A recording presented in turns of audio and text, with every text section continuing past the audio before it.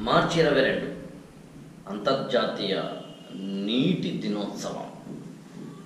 నిజానికి నీళ్లు లేకపోతే మనం లేము.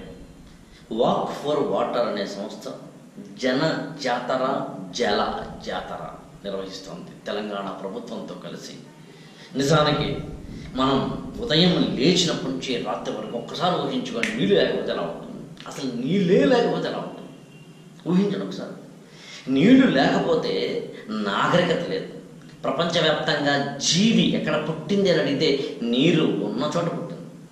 అది మెసొపొటేమియన్ కావచ్చు, గ్రీకు నాగరికత కావచ్చు, లేకపోతే సింధు నాగరికత కావచ్చు, నీళ్ళున్న చోటే. ప్రతి పుణ్యక్షేత్రము పక్కన ఒక తీర్థక్షేత్రం ఉంటుంది. దాహం వేస్తే మంచినీళ్ళే కావాలి, స్నానం చేయాలంటే మంచినీళ్ళే కావాలి, నీళ్లు కావాలి. అలాంటి నీటిని దైవంగా చూడకుండా కనీసం అలాంటి నీరు నాకు ఉపయోగపడుతున్న వస్తువుని జాగ్రత్తగా కాపాడుకోవాలని కూడా చూడకుండా 6,000 రూపాయలు పెట్టుకున్న ఒక మామూలు సెల్ ఫోన్నే చాలా భద్రంగా చూసుకుంటాంగా, దానికి మళ్ళీ కవర్ కొనుక్కుంటాం, దానికి మళ్ళీ ఏదో గార్డు కొంటాం, ఇదేని కొంటాంగా.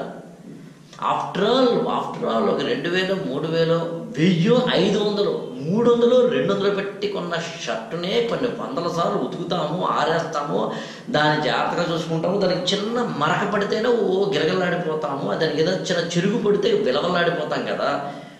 మరి మనకి, మన జీవితానికి, మన ప్రాణానికి, మన అసలు ఉండడానికి, మన యొక్క నాగరికతకి, మన యొక్క సంస్కృతికి, మన ఆరోగ్యానికి, మన అస్తిత్వానికి, మన ప్రాణానికి, మన ఆత్మకి, మన ఉచ్ఛ్వాస నిశ్వాసాలకి, అసలు మనమంటూ ఇలా ఉండడానికి కారణమైన నీటిని, జల దేవతని ఎలా చూసుకోవాలి?